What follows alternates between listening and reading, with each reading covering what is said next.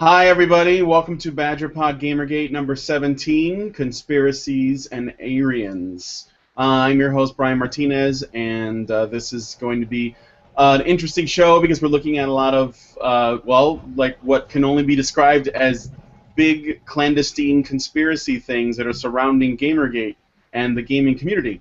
With us, we have a great panelists. I'm going to pass it off to Nephanor to give a little intro since he's here as sort of like our special guest, because you can't have conspiracies without aliens.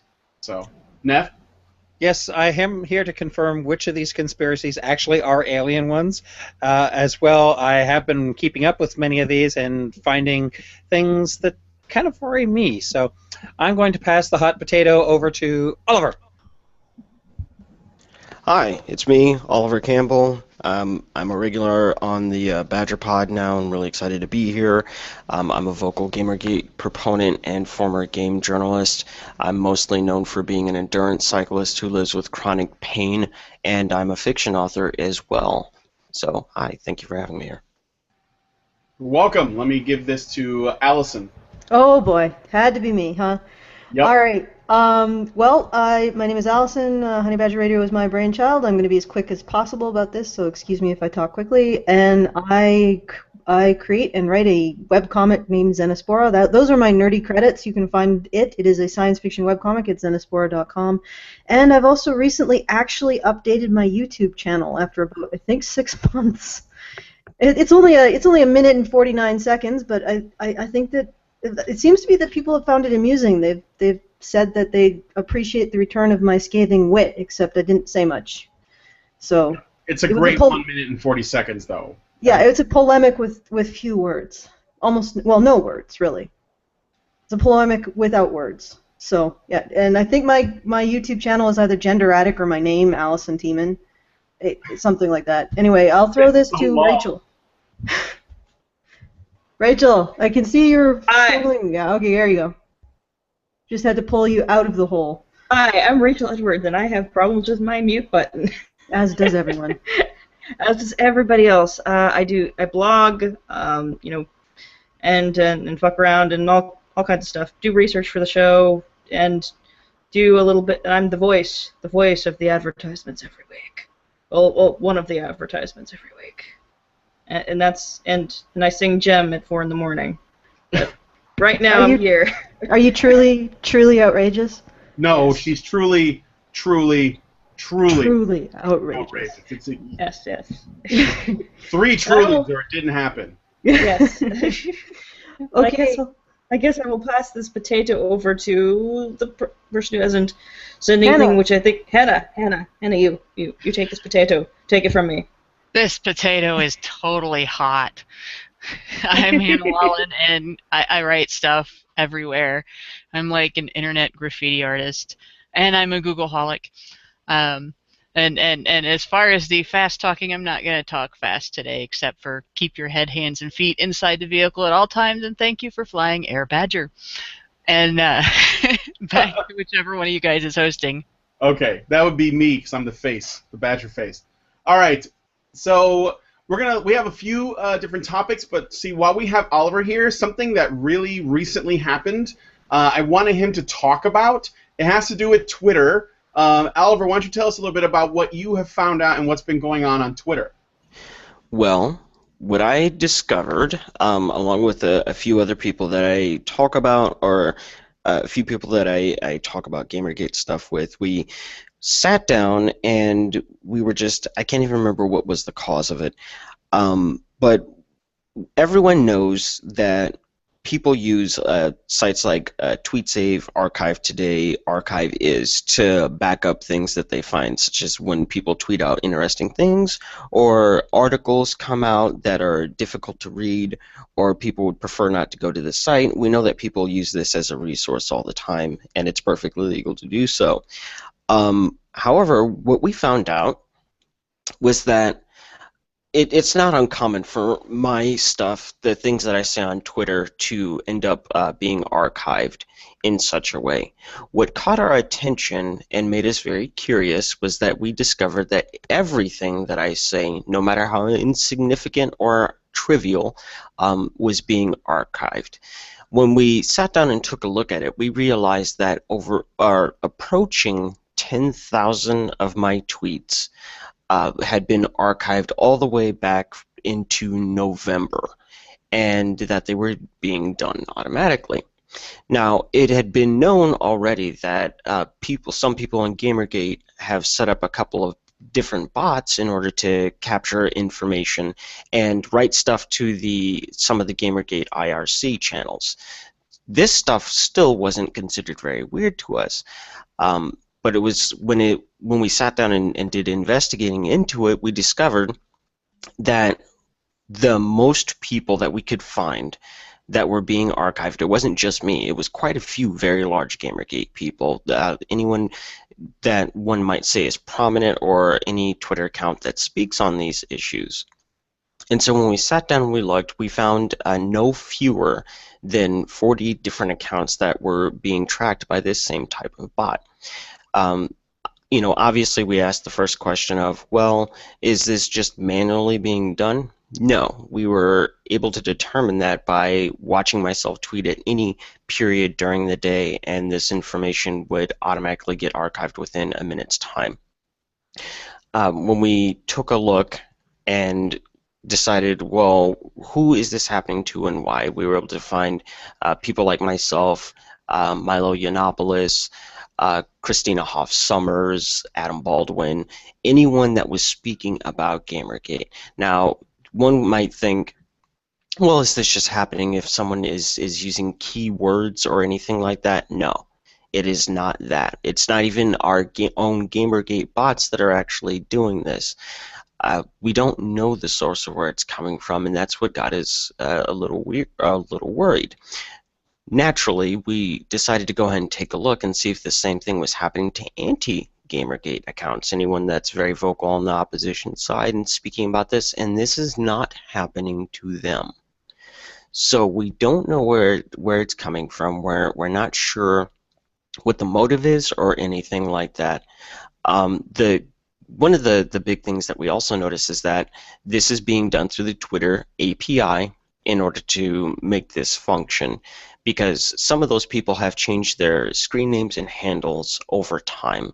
So if they were not using the API, this type of bot would have broken the second the URL changed.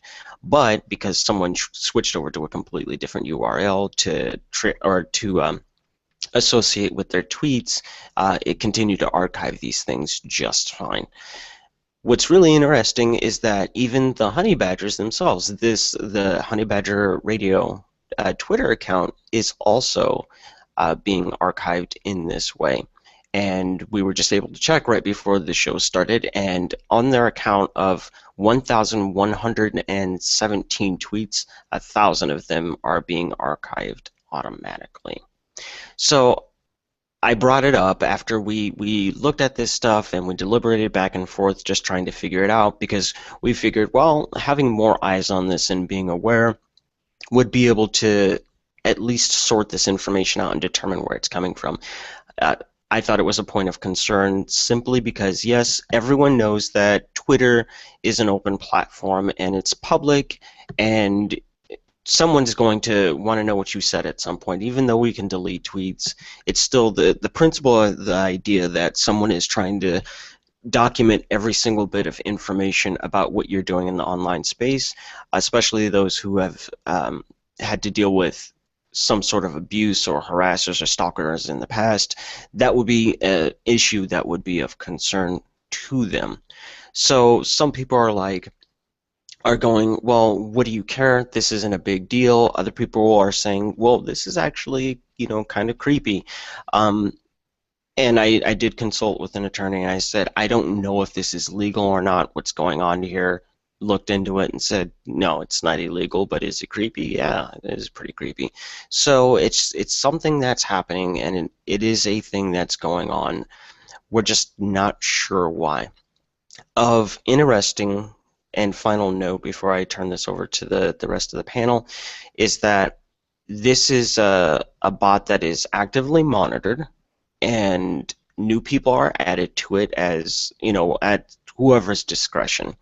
because even though some of these archives do track all the way back to November's time, some of them are current and were just added. For example, Michael Koretsky, from the Society of Professional Journalists, he was also added to this, starting May 4th, if I remember that correctly.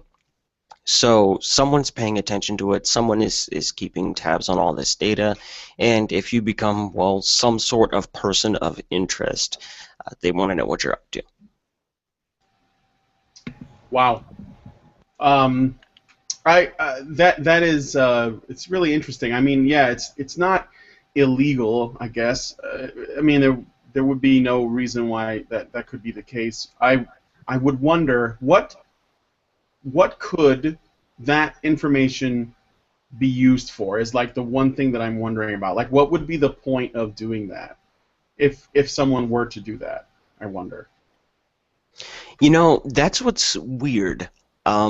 Like I said, there would be a pretty natural expectation, and that's why I personally am not worried, because I know I'm saying things in a public space, and if somebody wants to highlight that or whatever, you know, we see people do that in articles and stuff, and link back to tweets and you know, different stuff like that.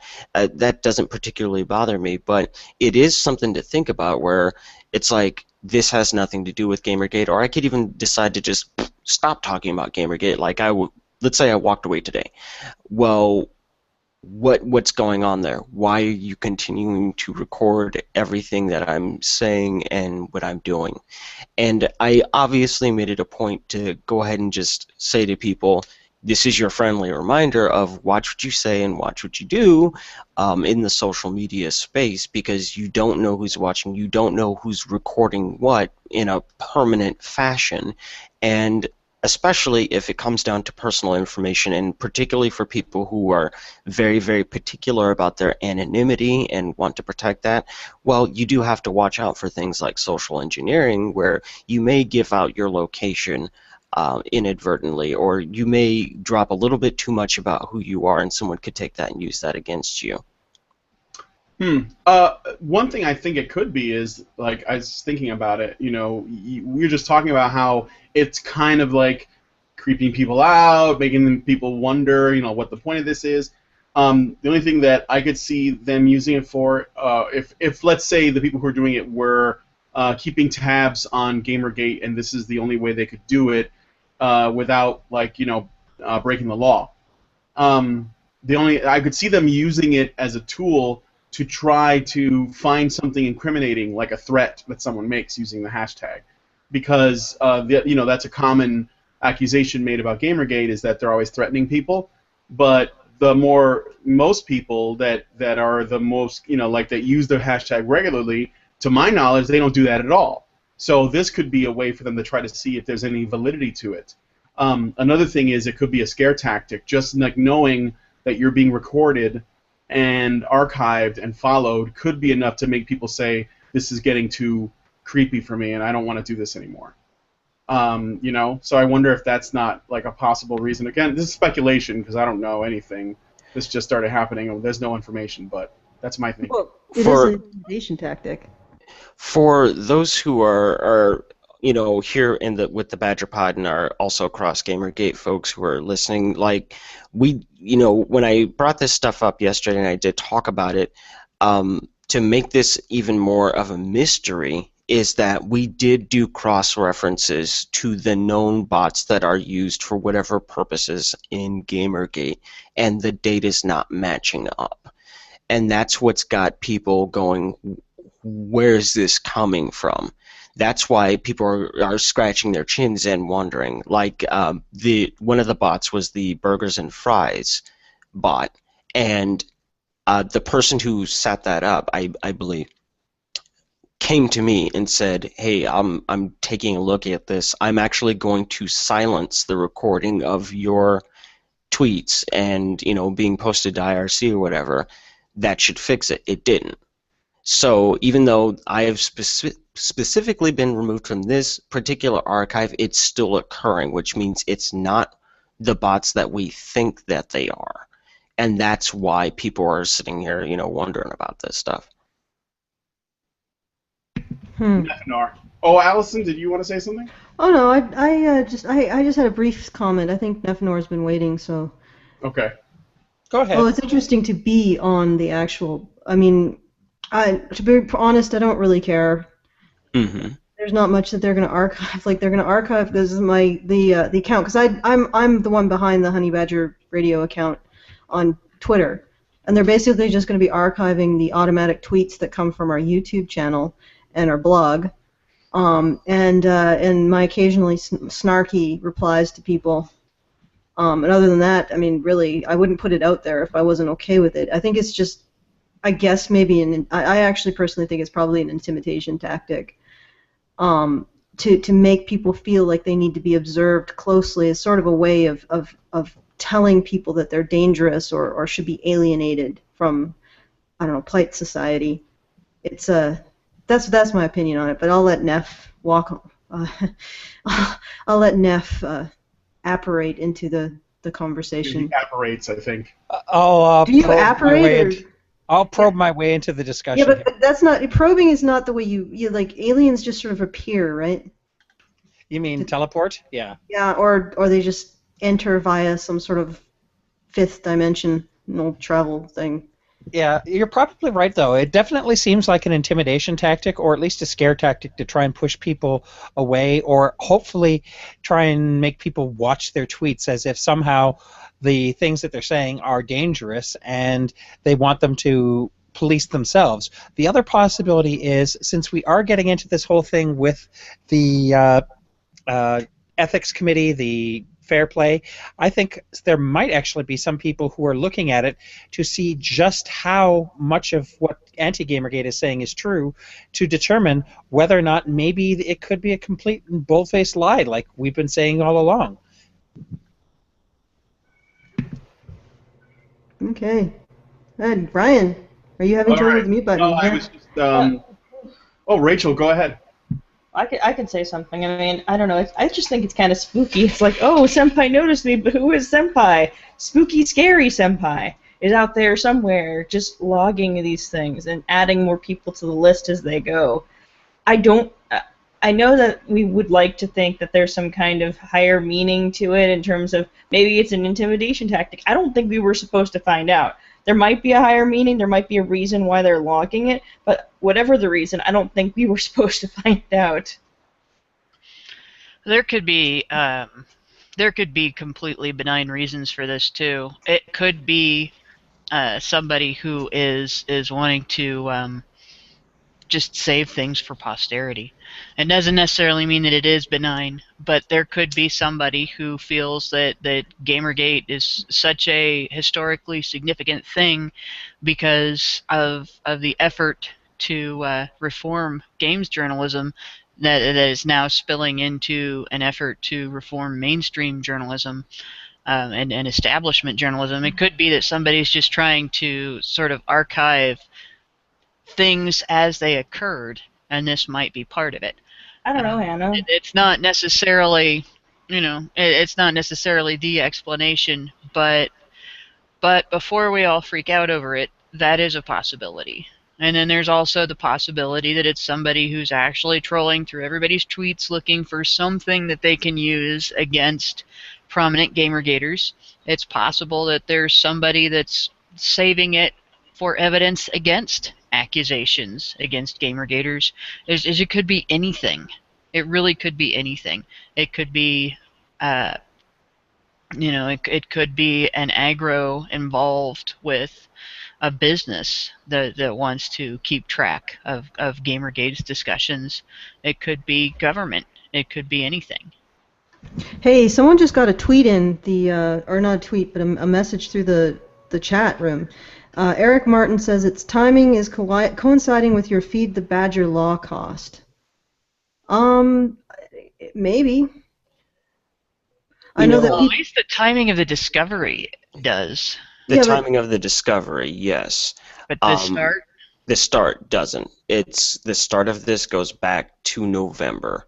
In fact, I'll go ahead and put mine up for people in the chat so that they can see and kind of get an idea of what's going on. I wanted to follow up on what Hannah was saying during that, however, because I have the basic same assessment. I was just like, I cannot attribute an identity to who is doing that, so I can't say, oh, it's Gamergate people or neutral people or anti-Gamergate people. I can't tell who's doing it. Neither can we do that, or can we ascertain a motive. So it's just kind of up in the air. And my thing was, well, people who are being monitored and bought in this way do have a right to know that this is something that's going on. I would hope, like in best case scenario, it's that it is someone in Gamergate and it's their bot, and they're just like, oh yeah, I was totally doing that. Sorry for scaring everyone. You know, the only thing is, Gamergate tends to be pretty open about what it does. Like, almost nothing is done in secret. When people sit down to do stuff like this, put up the different Twitter bots or chat bots, things like that, everyone knows about it. So it's basically Gamergate keeps open secrets, but this is something that basically no one knew about. And that's what has people inclined to lean in opposite directions. In November, I mean, that's clear back to almost the beginning of Gamergate as a hashtag. Mm-hmm.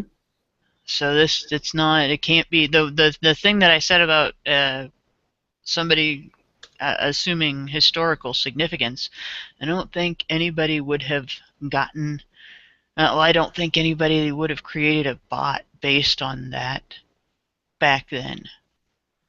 Maybe a few months later, but not in November. In fact, it almost seems like it was created just for that, because like about a month after it started. So about the amount of time it might take to throw something like that together. Correct. So how does, just to let the people that are listening know, because there might be a lot of really active voices on, surrounding the Gamergate hashtag, how can they, like, look up their own, or if they want to see if they've been archived? Can you tell them how to do that?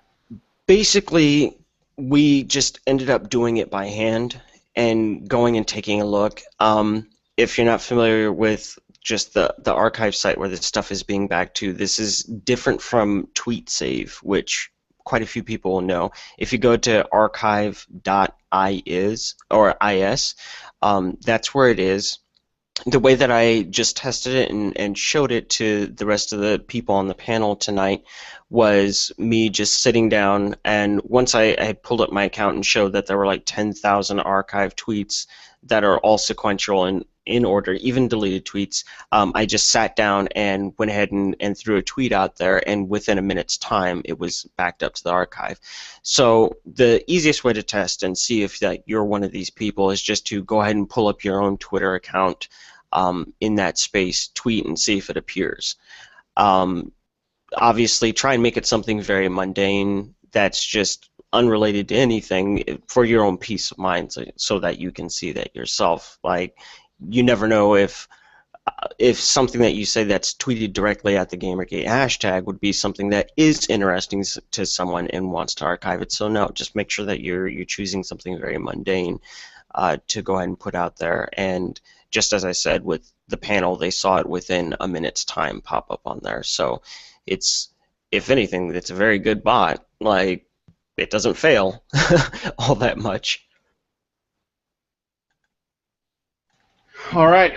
Well, thanks. Is there? I don't know that there's anything else we can really say about this, but I did want to get the word out about it, because like there just isn't that much info. But it is kind of like, it's terribly mysterious, is how I put it. It's very mysterious. That's terribly mysterious. Yeah. Neff and Nori, I'm sorry, Neff, you wanted to say something? Yeah, I just let Monday and Matt know about it, so I'm sure we'll be seeing a video about it soon enough. All right. Yeah, he usually gets them out but before we're done with this, he'll have a video up. So Let's move on to the next topic. So there was a documentary that came out on YouTube, and a few of us watched it, and it was talking about it made a lot of connections with Gamergate and other gaming and journalism and all this other stuff. So I thought it'd be interesting to talk about. Rachel, you watched it, and I thought I'd give you the floor to talk a little bit about it, and then we can all comment. And Okay. and have our thoughts. Okay, yeah, I watched all of it. I finished it today. I think I can sum it up best this way, and then maybe explain where I might not have gone into as much detail. But the 3-hour documentary on Gamergate is an insight into what set the groundwork for the corruption that began the consumer revolt. It explains that contrary to the beliefs of some, it is not merely a social justice assault based in neo-puritanical values. Instead, it's a well-funded, coordinated assault on the gamer identity. Why? Because the U.S. gaming market is centered around the idea that video games should be fun, while the government and organizations on the far left have a vested interest in games becoming a viable means of teaching and indoctrinating the youth with social justice propaganda. Not only that, but Microsoft, as well as the Bill and Melinda Gates Foundation, is funding them every step of the way. The speaker is thorough and supplies the viewer with a mountain of evidence to suggest that the driving force behind these problems is education reform. But to make video games a viable educational resource, they have to topple the stigma surrounding gaming by alienating the traditional target demographic. They have to challenge society's notions of what games are and can be. But to do that, they need to place their people in positions of authority within the gaming industry, people that can dictate what sort of games get made, period. Well, surprise, surprise, Anita and Jonathan McIntosh have been in with these people for quite a long time. But it's not just them. It's about who stands to make millions off of the gamification of the educational system. And that's really what I think the gist of this documentary is that there are a bunch of people in academia who have played around with the idea that if you can crack the code to what will make gaming a viable educational resource and make it how do I make it a little more streamlined, make it more, how do I explain? They see the barrier between these two things as the mentality that games need to be fun, and that they are entirely opposed to education, that the two are at odds with one another. And I feel that to do that, they need to topple the gamer identity. They need to topple what we view as a gamer and what we view gamers as. Well, games, what views gamers as. I'm sorry, but games can be educational. Oh, And yes, they yes. often are, but the problem is that they have a specific kind of education that they're trying to use games to teach, and it's because of their they had the two guys that were the founders of Polygon that were on there talking. And essentially, they wanted to make games, and they wanted to design them so that they could produce through gaming democratic votes. Yes. They literally and explicitly said it in this documentary, which showed them at a panel saying that we need to generate more democratic votes. We need to vote in more liberals in the office. So we're going to use video games to convince people to do it. This was before Polygon. This was early 2000s. It's how can we get the young people more political more quickly, and the way we can do that is if we crack the code of fandom and these geek spaces and things like that, and we take it from being necessarily a geek space and just open it up to pretty much everyone, and then we use that to disperse propaganda. Allison? Did Neff want to go before me because I saw his name? I thought that was from before, but Neffanor, if you want to say something about this. No, it was from before. All right. Okay. Well, what I wanted to say is I see what they're. I mean, because games have a really. I mean, they're a viable way of. I don't think they're a viable way of programming them, but I can see that they see a lot of potential in the passion that people have for games, to try to drive their own concepts of morality. The only problem is that their concepts of morality are in complete opposition to the gamer identity, and I think they recognize that, because the gamer identity is an identity of action taking. People who are attracted to games are attracted to seeing the consequences of their actions, whereas identity politics is about who is the most acted upon in society. So there's this contradiction there. Allison. No!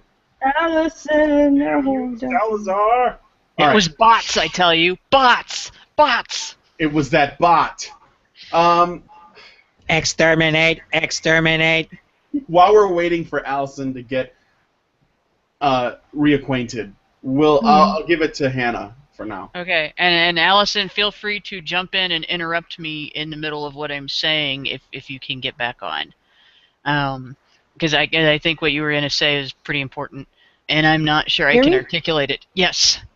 You can hear me, but what's wrong? Yes. What's wrong? I can hear you now. We lost you for a I can hear moment. you now. We lost you right up until you said, hear me. Mm-hmm. Oh, okay. How much did you hear of what I was saying? You had just started talking about the gamer identity. Oh, goodness. I apologize. My internet is really bad, apparently. Well, what I was saying is that the gamer identity is in opposition to identity politics, because gamers are attracted to games because they give them consequences to their actions and emphasize their role as somebody who takes action. Whereas identity politics is all about competing over who is the most acted upon by society. I mean, who's the biggest victim.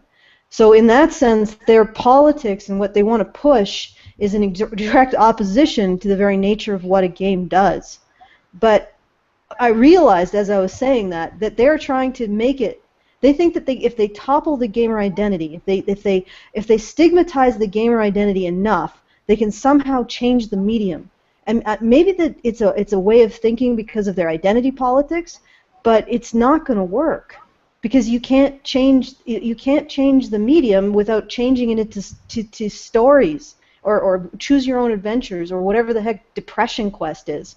You know, it's like, that's not a game. If it doesn't have consequences and if you can't make choices and it doesn't give you the effects of your own actions, you know, it doesn't present you the opportunity to take action within the world, it's not a game. It's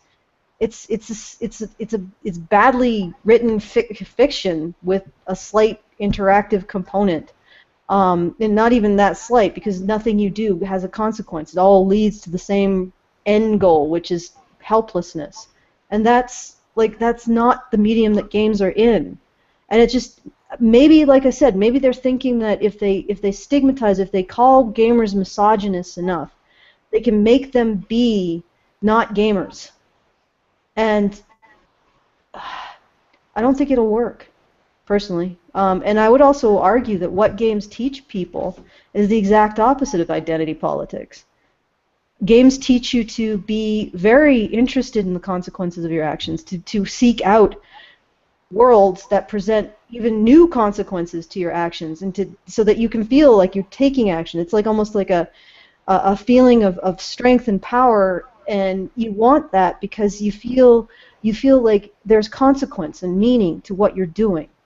And when you're a gamer, you're almost trained to want that a lot, as opposed to wanting to see yourself as a victim. And so games are actually training us. I think games are actually training us out of identity politics, and maybe that's what they're really scared of, and it's why they want to stigmatize the community so much. I'll throw that out to you guys. Well, it's a really good point, and to be honest, it's not just the Democrat Party. I mean, there are similarities with the Republican Party, but the Democrat Party does turn a pretty hefty profit in political success by exploiting identity politics. What I was basically going to say about this sort of bounces off of what Allison said and sort of doesn't. But this action, this I guess you could call it a conspiracy, really. It comes from a place of knowing that they cannot simply present their ideals and present their politics to the public and have people adopt them because they're good and right. They can't do that because they are trying to be divisive. They are trying to treat people as pawns, and they are trying to exploit the things within us that cause us to not get along with each other, rather than trying to pull people together and trying to find solutions to issues and things like that. And because of that, they have to find sneaky ways to slip their ideology in under your radar. And that's what this is all about. Now, one of the reasons it's not going to work is because it doesn't fit in with the gamer personality. Another reason that it's not going to work is games generally run. I mean, playing games are generally enjoyable. People do it because you get a sense of building and overcoming obstacles and achieving things. And this is, it's coming across, if it's like Depression Quest and things like that, it's coming across more like they want to turn games into chick publications, chick tracts, where you have those little comics that aren't comics, that are preaching some accusation at the person reading the comic. And for that to take over gaming, you would not only have to get rid of the gamer mentality and the gamer personality, you would have to get rid of pretty much the entire history of what playing games is all about. Not just video games, but tabletop games, board games, word games, everything. To take the achievement out of gaming and make it 100% preach, you would have to make it not games anymore. You'd have to take it and turn it into something entirely different. And the stupid thing about this is, as far as educational games are concerned, I mean, I played educational games when I was in school. I bought stuff to help me memorize formulas for my math classes and my science classes and things. And they were okay. And they were fun games. And the important thing was that the repetition helped me to by rote memorize things that I needed to use later.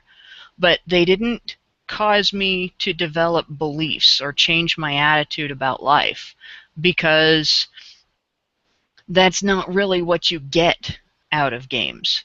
You can find things in games that you identify with and that you agree with, and that you find, oh yeah, this is a good way to say this thing that I've known all along, or this is a good way to show or demonstrate this concept that I've been aware of but haven't articulated. But your morality doesn't come from the games you play, and your philosophy doesn't come from the games you play, any more than it comes from the stories that you hear and watch and read and so on. It doesn't come from those things. You can share it through those things, but you develop it based on your entire overall life experience and your own attitude and the things that you learn from the people in your life and so on. You're not going to change everything a group of people believe by getting them to play it in games and getting them to see it in games. And people are pretty good at detecting bullshit, or at least more, I think, than politicians believe.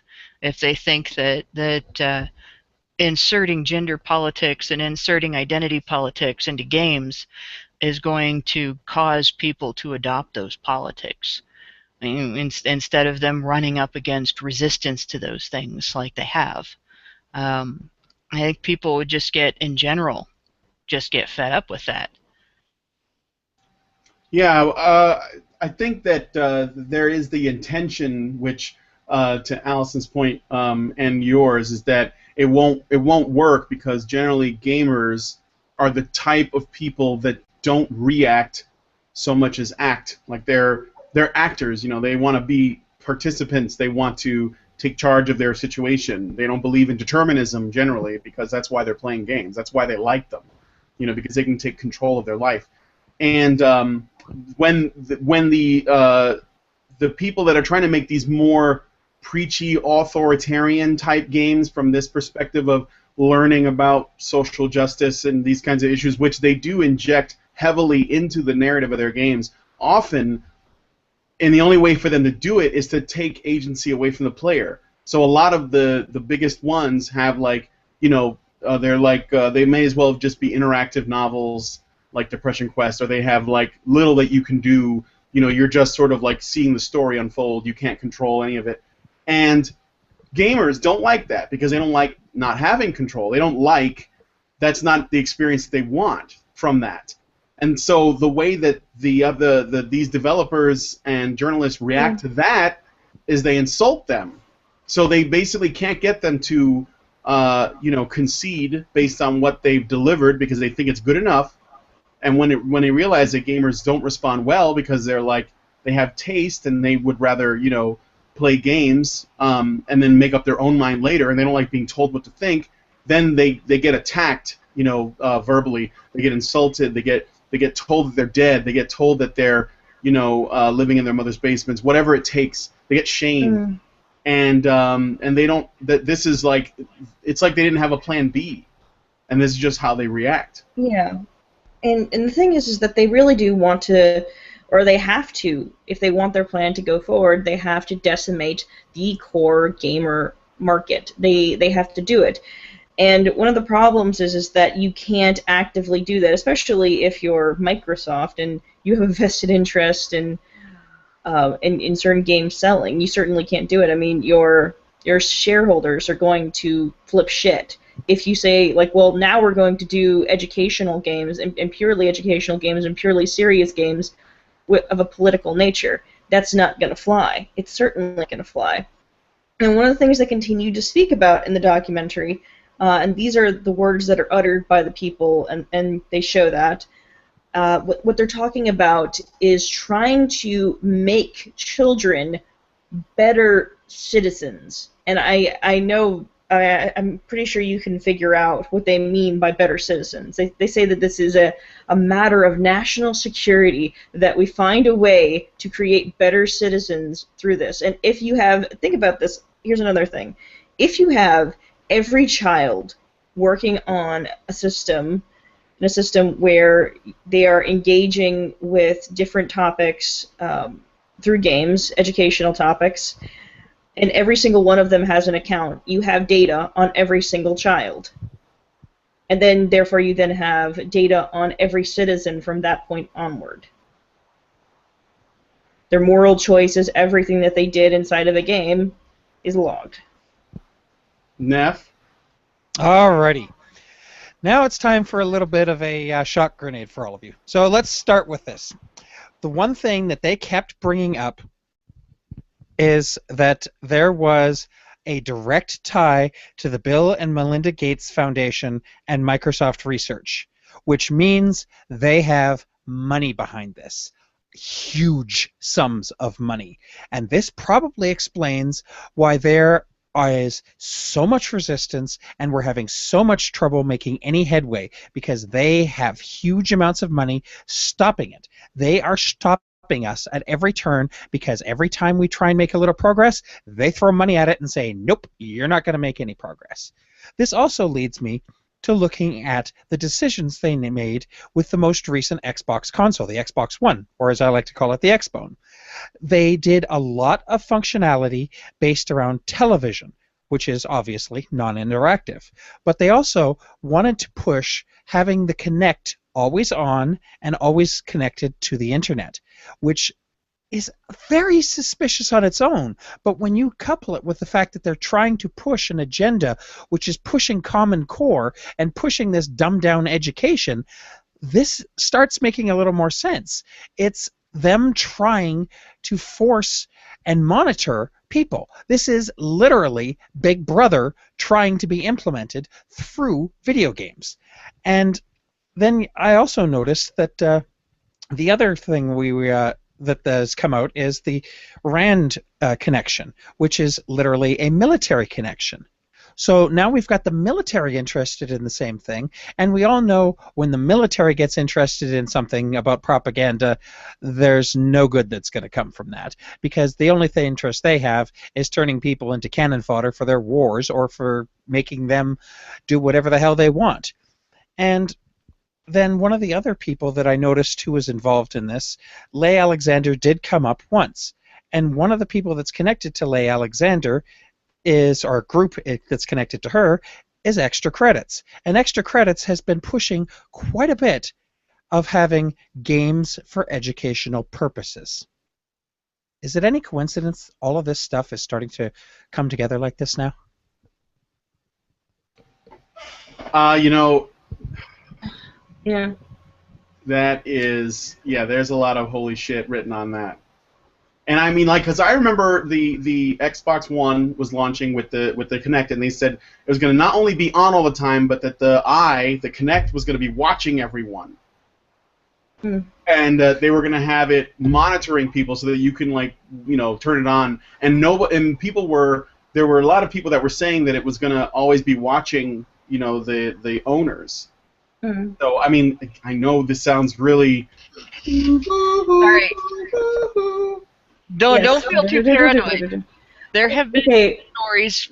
There have been news stories in the past few years of schools that have offered students laptop computers for use for class work that they were allowed to take home, where the officials at the school had remotely turned on the webcam and were watching the students and their families through the webcam.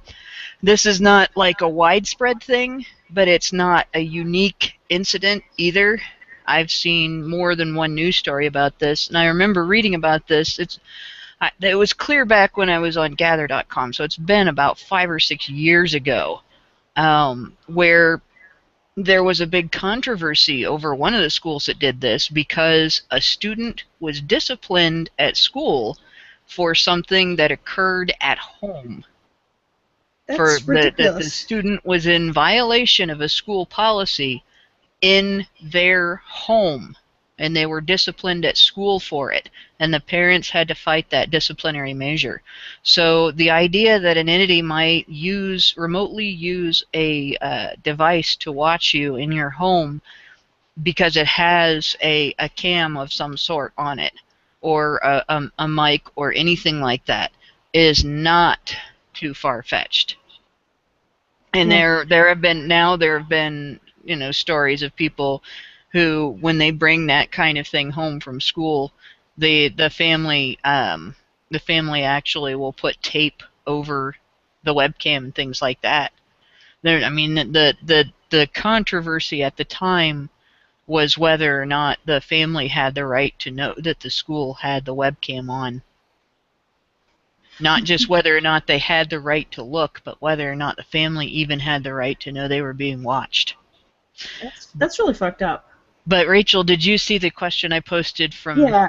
Okay. Where am I going with this? You're asking where I'm going with this, with the idea that someone is keeping data on you from your game choices. Well, think about this for a moment. If you're engaging in this kind of game, a game that is designed to try and make you more aware of the social justice mindset, for example, of how they view other people and how they view that makes you perhaps make moral choices. And you make a moral choice, but you're like 6. If someone is logging your moral choices within a game, and I mean, they could try and use that to say, well, maybe we need to keep our eyes on this particular person. Maybe they are a future school shooter or a future terrorist, and how might they be discriminated against in the future? One of the things that they were talking about with the gamification process is that they want to do away with testing and replace it with these kinds of games where you're in an interactive environment, and through your choices and through the logging of the points and how well you do within the game, therefore through that they can then judge how well you're doing. But in doing that, if you're playing other games that are related to I don't want to say sociology because that's a higher school subject, but I would think that they would probably put things like that in there, especially if it's propaganda. I don't know. It's far-fetched perhaps, but I don't know. I mean, when you see how much money and where they are, and where the Gates family are putting their money, it's really fucking spooky. You know, Rachel, if they were wanting to look for morality and such, they could do that with social studies class, which is social studies essentially is a combination of history Yes. and social science.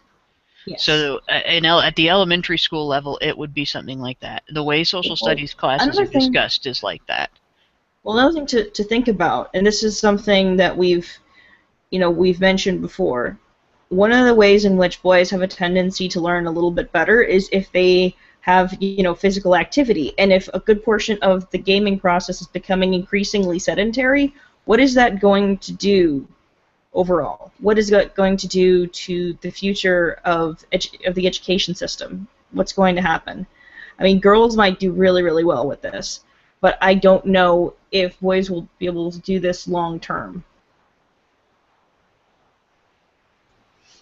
And it's funny. It's actually this sort of like influence over the gaming culture and gaming journalism.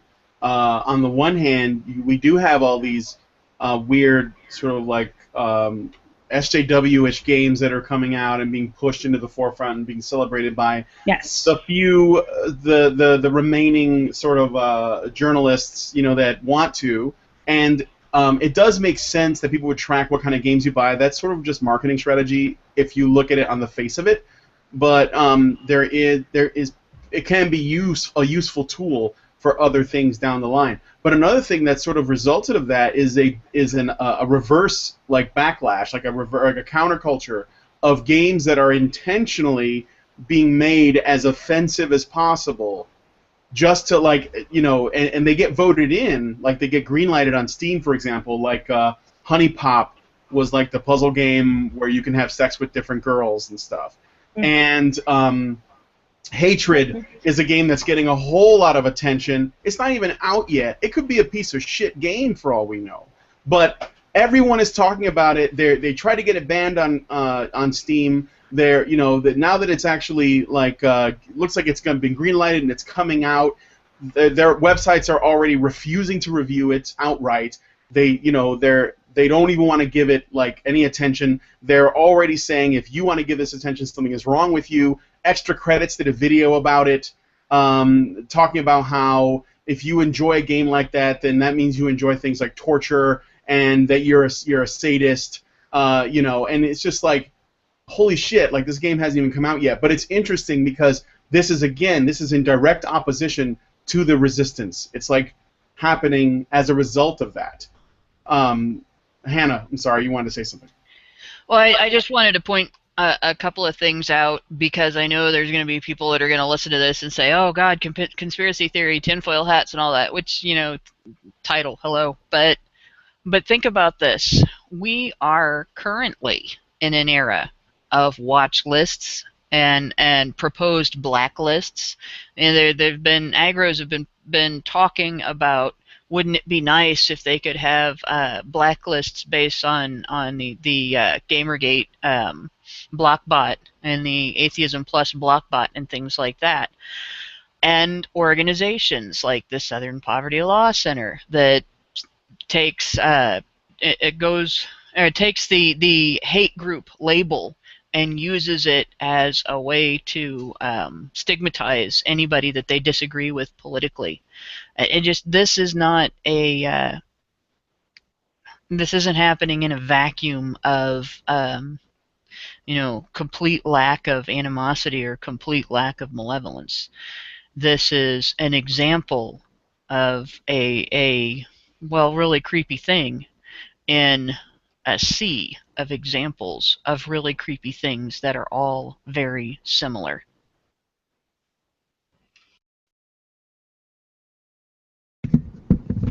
Guys, you go quiet and then. No, I wasn't expecting that.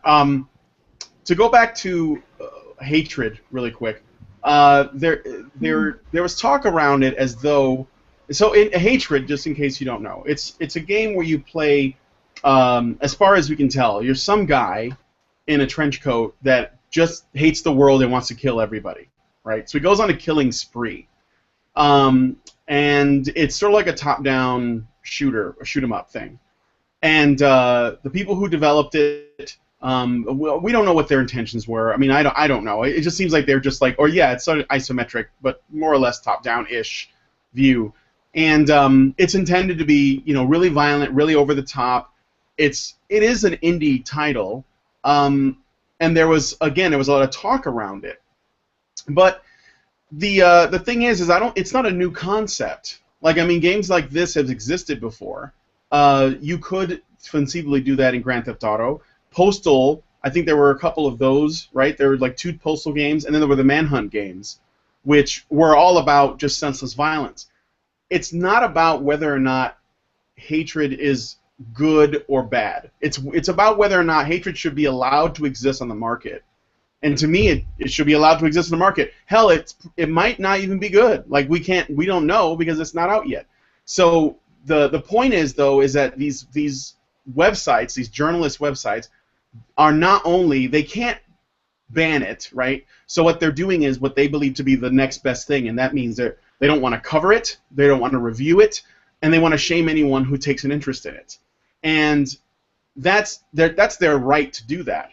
But they have to. I think that it's important that we know that these sorts of things should be allowed to exist. And if we are going to make the argument, which is what Extra Credits is trying to do, that playing a game that is based on sadism or just killing people for fun or whatever it is somehow going to affect the player, then we've already been exposed to that. And that should have already happened. But we've already done the research on whether or not this is actually a real thing, and there is no conclusive evidence that says that it is. So this is a bullshit argument, period, end of story. There is no, no matter what. And the game's not even out yet, so how can we even know, So that was all I wanted to say about hatred. But the stupid thing about the hatred of violent games is we're actually living in a time period where, at least in first world areas, people are less violent than they've ever been. And I'm not talking about just interpersonal violence. I'm talking about as a society.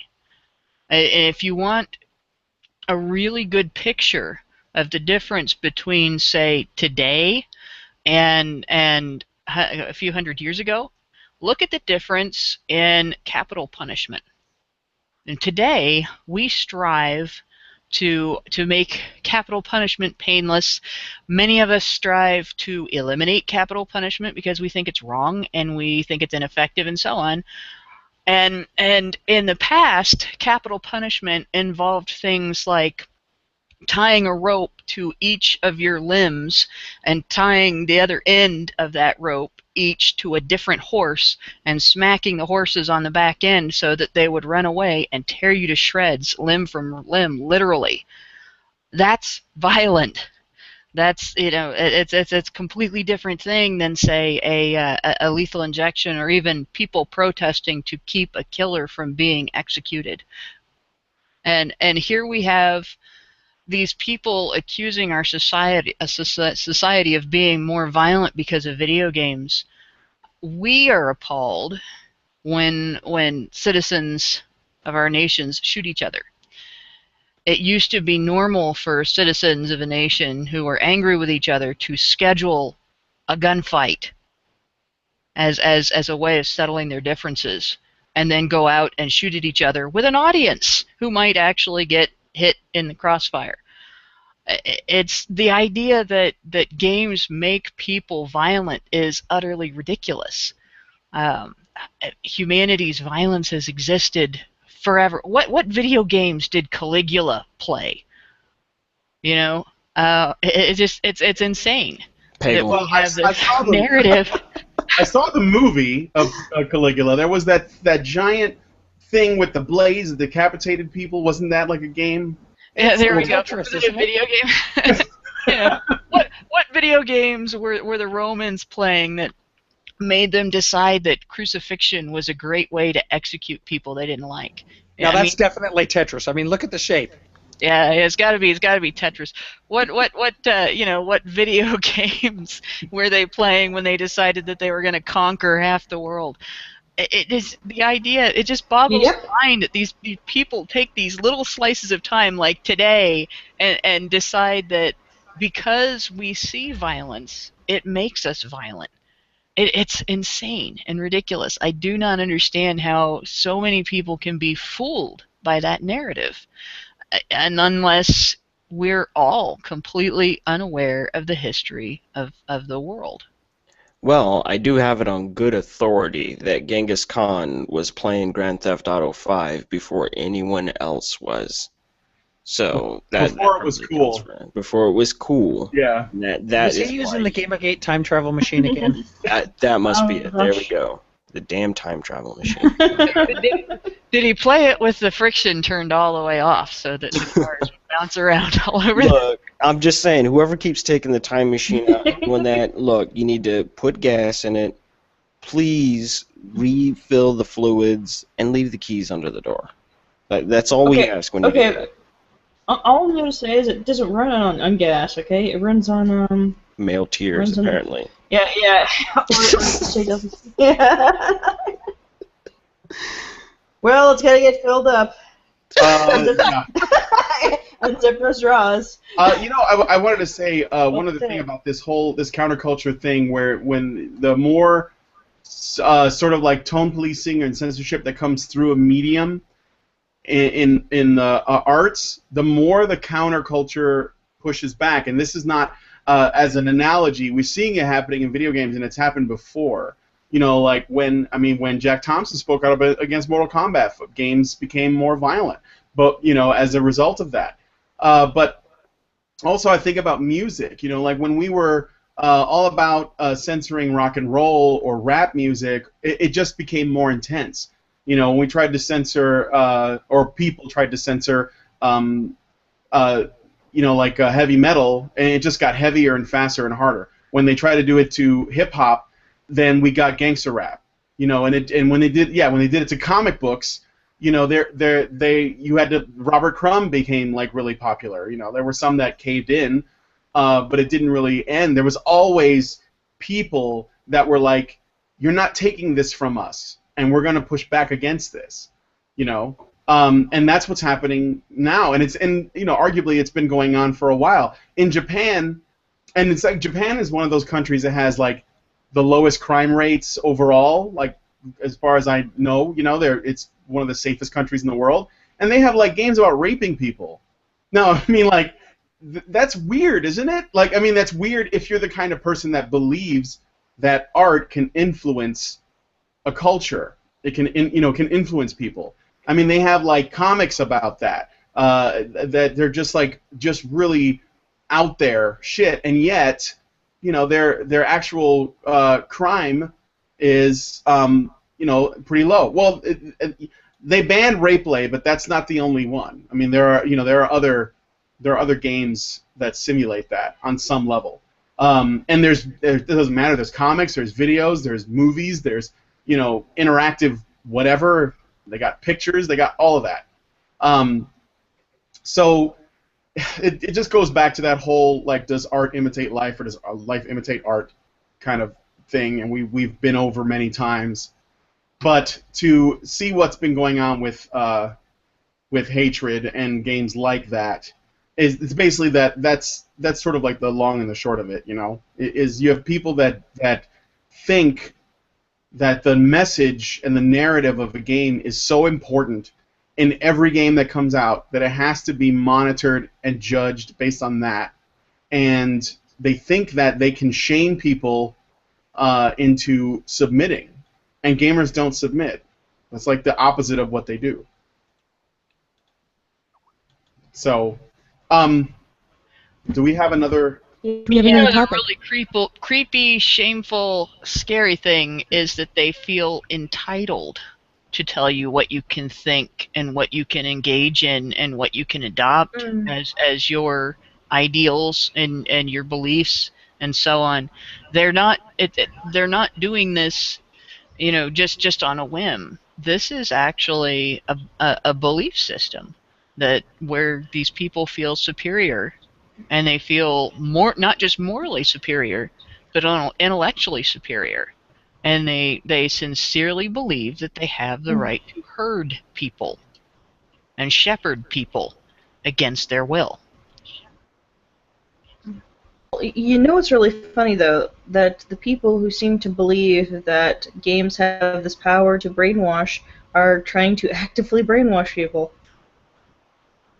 Just saying. Well, of course, they would want to exploit the capabilities that they believe are there. Mm-hmm. There you go. So, what else do we got going on? Was there so there was a thing, the Rand thing we've already sort of covered, right? Do you guys know? I think we covered that. Yeah, I think we covered that. It can always end early. I mean, it's not really early because usually we would make these about an hour long, and suddenly they became 2 hours and then 3 hours. So. Well, yesterday's show was 3 hours. Normally they're like 2. But, normally there's a lot more happening. Yeah. The only other thing I've seen was that crazy chick's slam poem where she made a bunch of crappy statements about life in general and attributed her whole poem to Gamergate with nothing but a single mention of Anita Sarkeesian. But I don't know if the rest of you guys have seen it. I've seen it. It was at the end of Sargon. There's like Eden Miles Chong's. Wait, what? Just to have not reported any of the stuff that happened and that death threat to actual police. Okay, Hello? The beginning of what you said didn't come through very well. It was Robo Rachel. Robo Rachel? God damn it. Yeah. So we heard report stuff to the police, but not who you were talking about.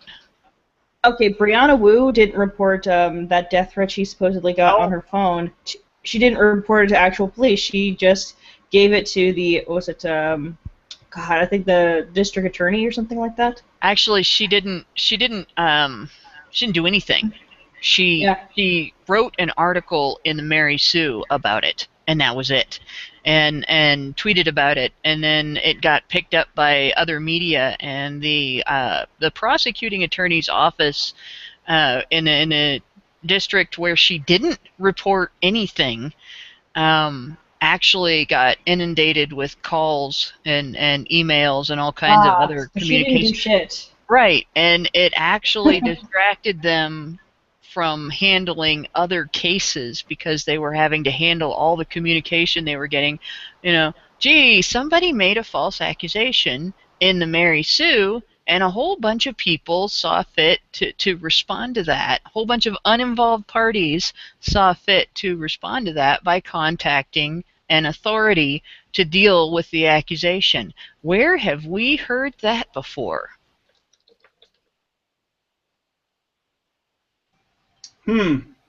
Yeah, that is interesting, but not surprising. But yeah, there was she didn't actually contact the authorities. Yeah, the only thing that was surprising to me was in that documentary that it's revealed that not only does Jonathan McIntosh know that games are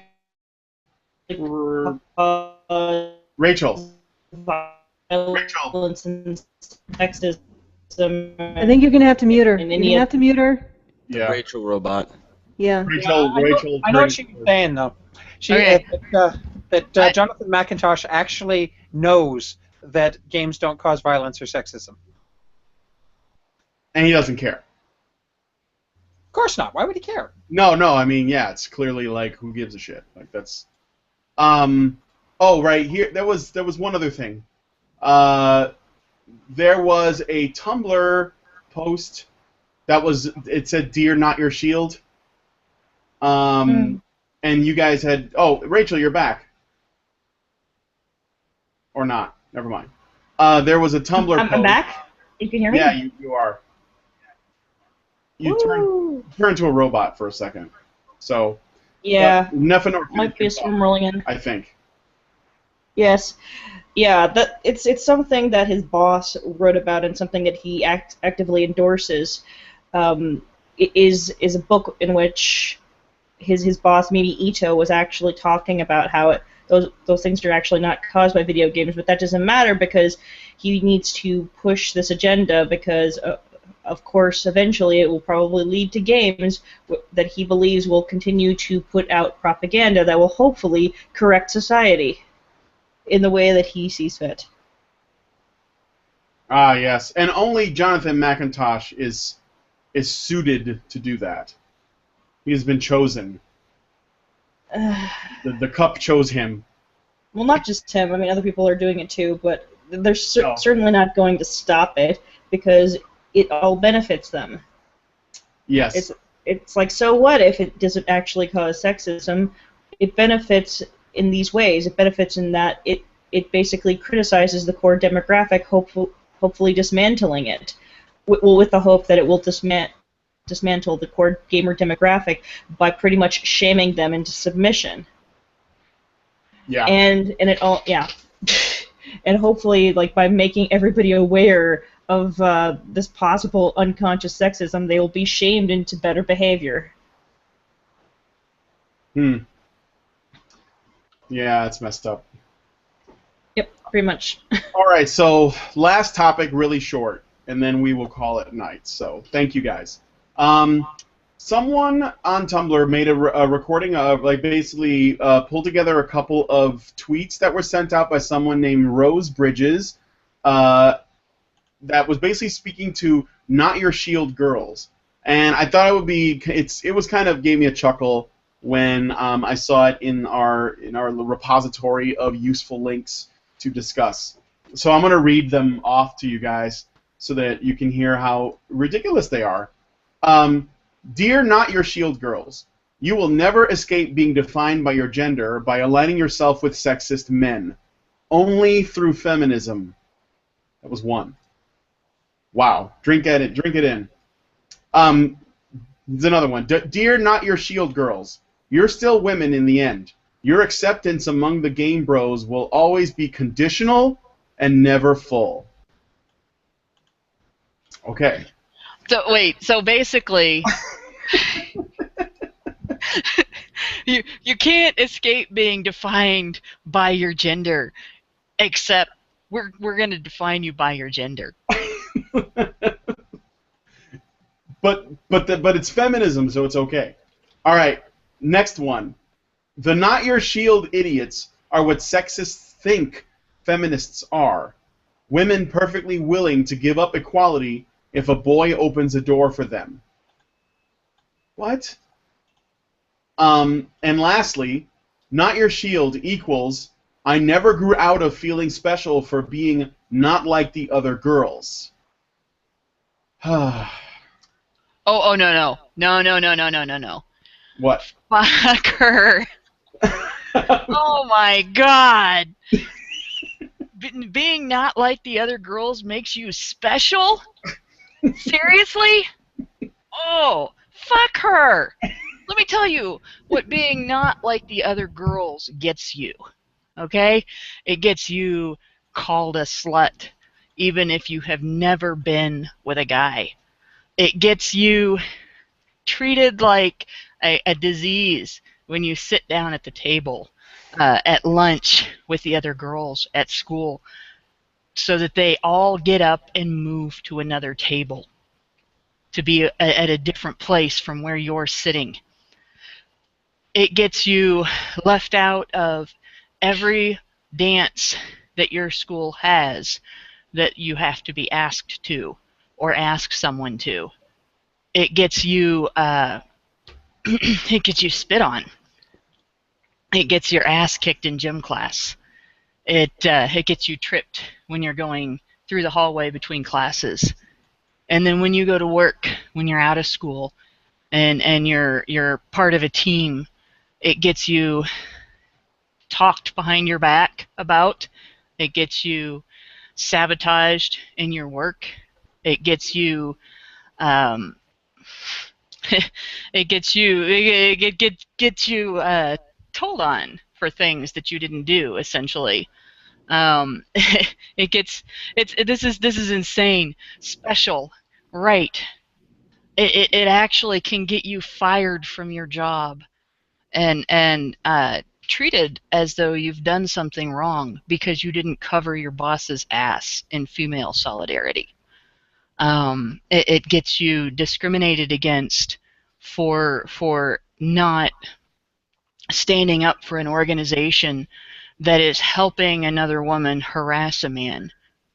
And it gets you forced into poverty for years because your boss disagrees with your politics. Being not like the other girls makes you special, all right. It makes you the most special and interesting target. It makes you the most fun person to kick. It makes you the most fascinating puzzle to pick apart and ridicule and step on. And then when you're, well, one more thing. And then when you're down and you talk about it and you protest against it, it gets you told you deserved it for not being like the other girls. Go on, Allison. No, I was going to add that it also seems to get you kicked from an expo. When you speak up at a panel about a community that you are actually trying to help build. And because you don't want to act the way they expect women to act, that's... Hannah, that was the greatest. Hannah, that was the greatest impromptu speech ever. That was awesome. I just wanted to say that. Well, thanks. That just pisses me off so bad, being told that I am myself without permission because it gets me attention. The last thing in the whole fucking world I ever wanted was attention. I just want to do my thing and live my life without interference. Yeah, and that's it. And the stupid idea that we need to support every single woman is completely ridiculous. Everybody knows at least one person who is morally reprehensible who happens to be female. Everyone knows. Everyone knows at least one. Why would you align yourself with that person just because of what's between their legs? Well, thanks for that, Hannah.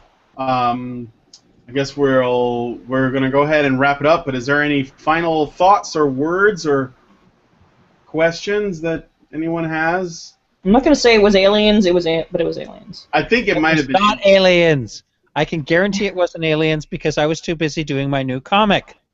Well, you certainly probed the depths of this topic, so I mean, I think you did a good job. You did.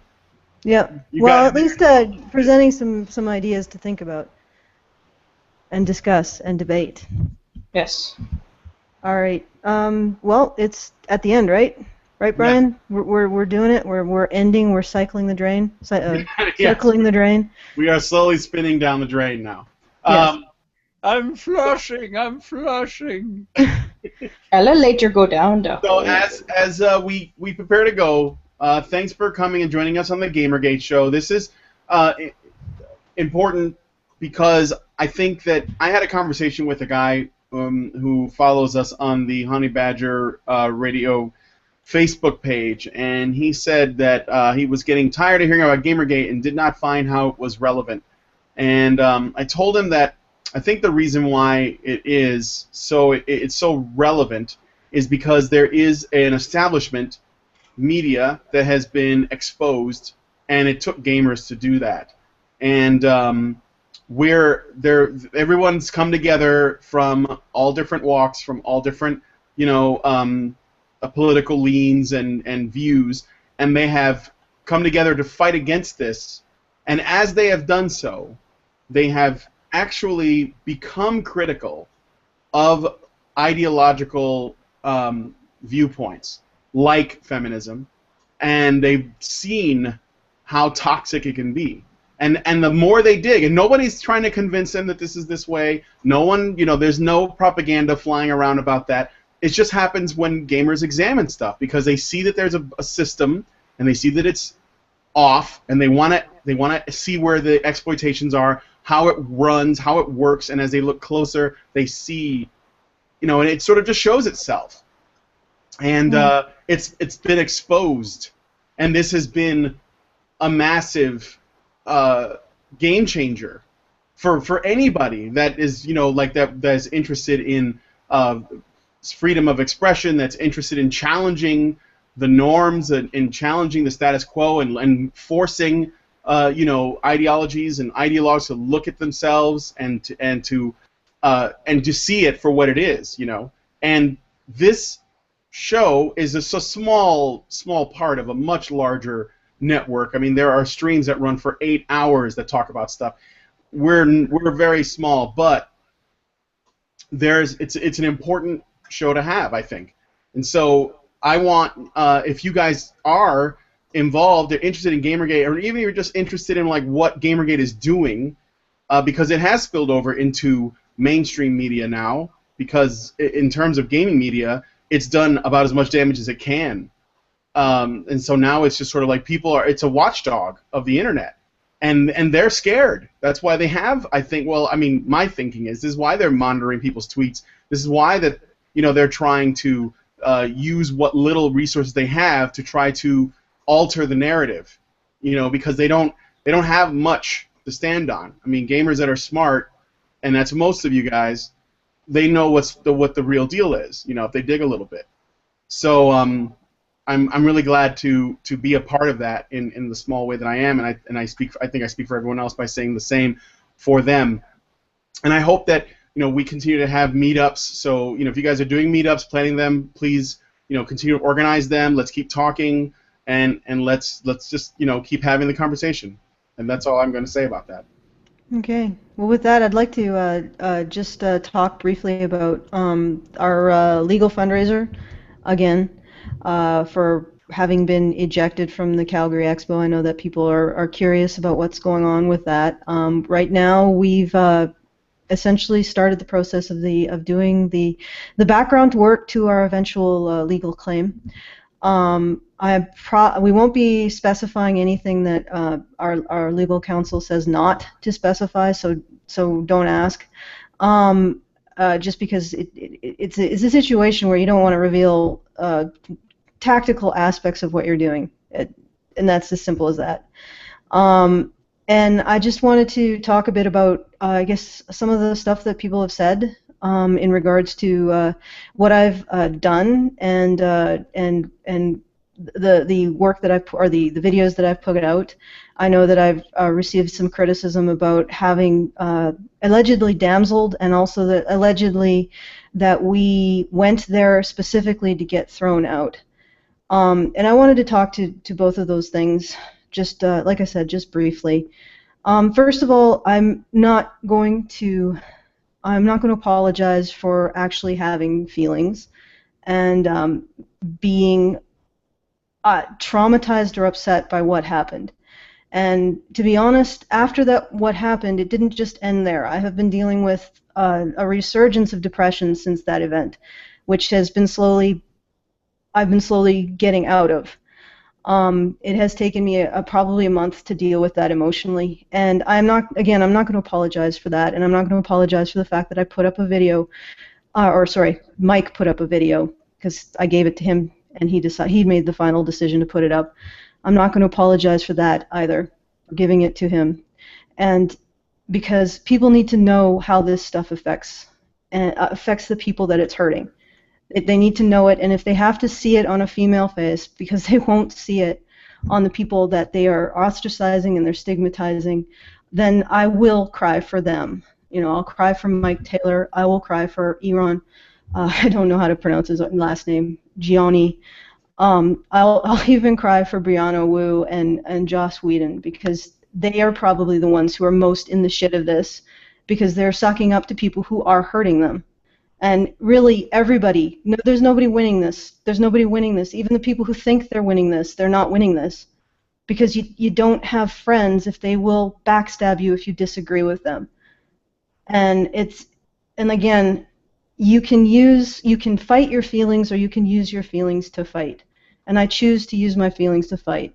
I choose to feel them and then move on and make sure that this isn't forgotten, and that this fight isn't forgotten.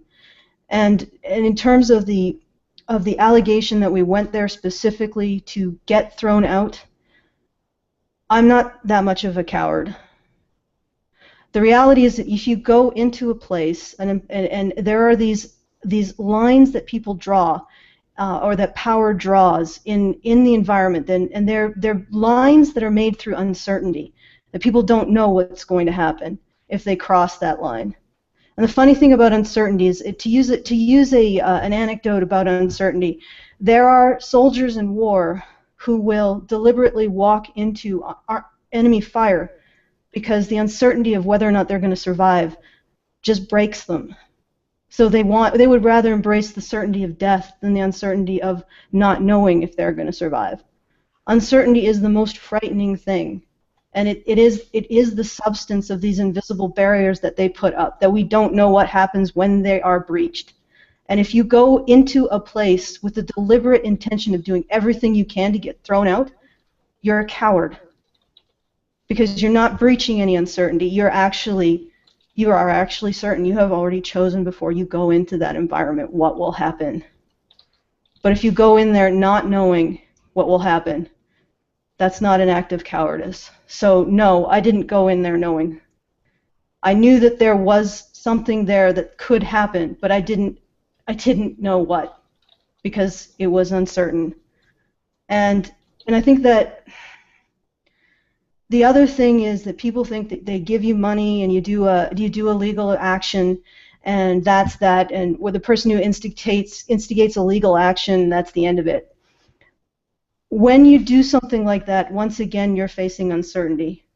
So it's something that you have to push through, and I think a lot of people, this is why they give up, because they don't want to face the uncertainty of winning or losing or not knowing what will happen if they go forward with it. But I will do that. I will honor everyone who has donated to this legal fund, and I will take it all the way, because I'm not going to back down. And I don't think anybody who's at this panel today, who's talked, who has went to that expo with me, I don't think any of them are going to back down either. We will be your point in this. In Gamergate, and to another extent, Gamergate and men's rights, we're going to be your point in this, and we will take it all the way. So I just want to say, let's get that done. And all right. Let's end it. Good game. All right. Good night, everybody.